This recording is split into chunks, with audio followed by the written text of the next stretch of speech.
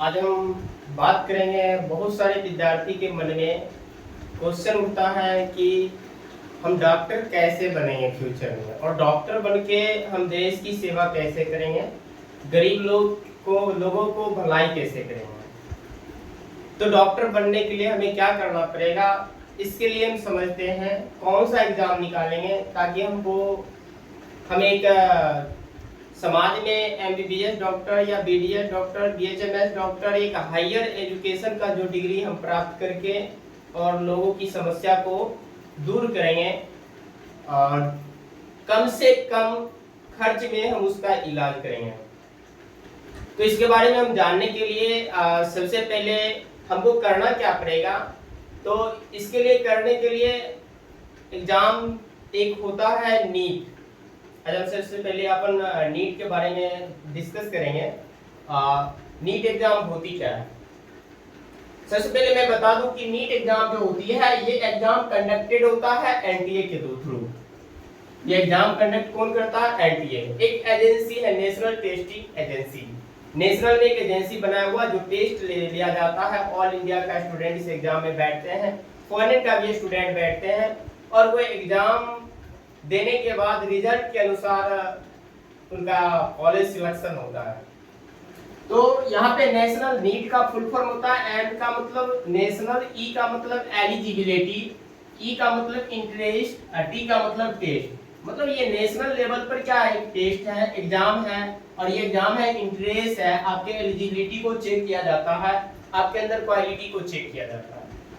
ये NEET exam देने के लिए हमको करना क्या पड़ेगा। तो ये करने के लिए आप यदि 12th क्लास पास कर चुके हो या 12th class final year appearing में है, तो आप इस एग्जाम को फॉर्म फिलअप कर सकते हैं। फॉर्म फिलअप करने के बाद ये कम से कम ये फॉर्म फरवरी में निकलती है या मार्च में निकलती है, और एग्जाम कंडक्ट किया जाता है जून में। आप फरवरी या मार्च में इसको फॉर्म फिलअप करेंगे, उसके बाद जाकर के आपका एग्जाम जून में होगा। अब सबसे पहले हम लोग ये जानते हैं कि इसमें एग्जाम में तैयारी करने के लिए हमको क्या क्या पढ़ना पड़ेगा।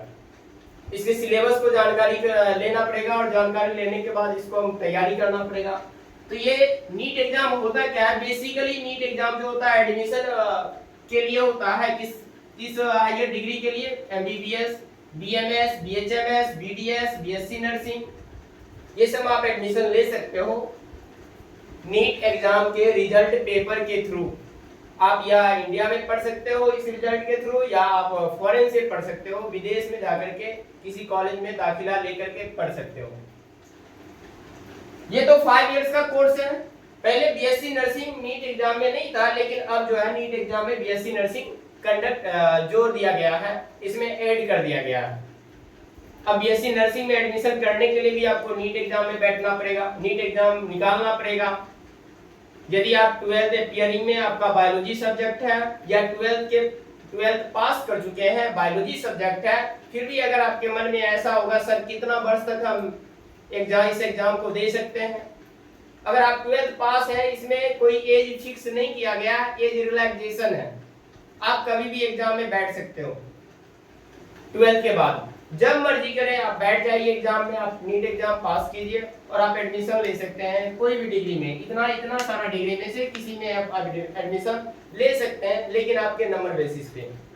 अगर नंबर अच्छा आएगा, आपके क्वेश्चन में होगा सर कितना नंबर मिलेगा, तो हमको एमबीबीएस मिलेगा, बीएमएस सीट मिलेगा, या बीडीएस सीट मिलेगा, या बीएससी नर्सिंग का सीट मिलेगा। सबसे अगर आपको मैं बता दूं, आपको सबसे लो रैंक एग्जाम में रिजल्ट आती है तो आपको बीएससी नर्सिंग मिलेगा सीट। अगर सबसे अच्छा मार्क्स आती है तब आपको एमबीबीएस का सीट मिलेगा। अब सबसे अच्छा मार्क्स लाने के लिए हमको करना क्या पड़ेगा, क्या चीज हमको पढ़ना पड़ेगा, कौन कौन सी सब्जेक्ट पढ़नी पड़ेगी। तो आपको बेसिकली आपको इस एग्जाम को क्रैक करने के लिए 2 क्लास पढ़ना पड़ता है, 11 और 12। एक 11 और एक 12। अब यहाँ पे बात करते हैं, 11 क्लास है, 12 से क्वेश्चन आता है 60%, बल्कि 11 क्लास से क्वेश्चन आता है 40%। इसका सिलेबस जो होता है, सब्जेक्ट 3 ही सब्जेक्ट तैयारी करनी पड़ती है, फिजिक्स, केमिस्ट्री और बायोलॉजी। फिजिक्स में क्वेश्चन आपको 11 12 दोनों मिला करके 45 क्वेश्चन दिए जाते हैं, और प्रत्येक क्वेश्चन 4 मार्क्स का होता है, इसमें नेगेटिव मार्क्स होता है। इसको टोटल जोड़ेंगे तो 180 मार्क्स आपको फिजिक्स हो गया। कहने का मतलब यहाँ पे 25% आपको फिजिक्स कवर करनी है, 25% आपको केमिस्ट्री कवर करनी पड़ेगी, क्योंकि केमिस्ट्री से 25 केवल और केवल 45 क्वेश्चन ही दिए जाते हैं और एक क्वेश्चन 4 मार्क्स का। टोटल अगर जोड़ेंगे 180 मार्क्स। 25% आपको तैयारी करनी पड़ेगी केमिस्ट्री में, और सबसे ज्यादा बायोलॉजी में 90 क्वेश्चन दिए जाते हैं, ये 50% है। 50% क्वेश्चन एग्जाम में आएंगे और 90 को 4 से मल्टीप्लाई करेंगे 360 मार्क्स, टोटल जोड़ेंगे 720 मार्क्स होगा।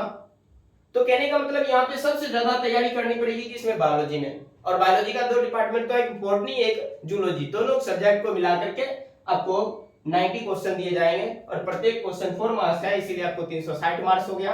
अगर टोटल यहाँ नंबरिंग जोड़ेंगे तो कितना होगा, 720 marks.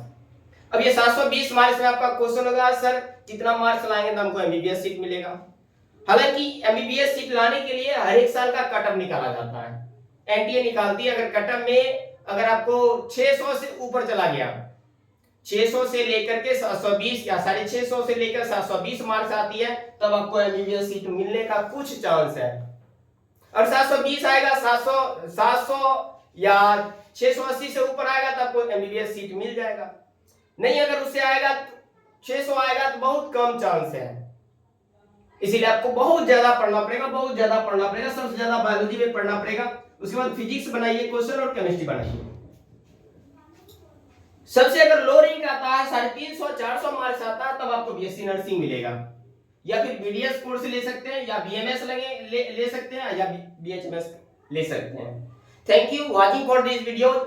This video is made for those student who is appearing who is preparation of NEET examination. Only this video is made for only NEET aspirants. Thank you watching for this video. Like, share and subscribe.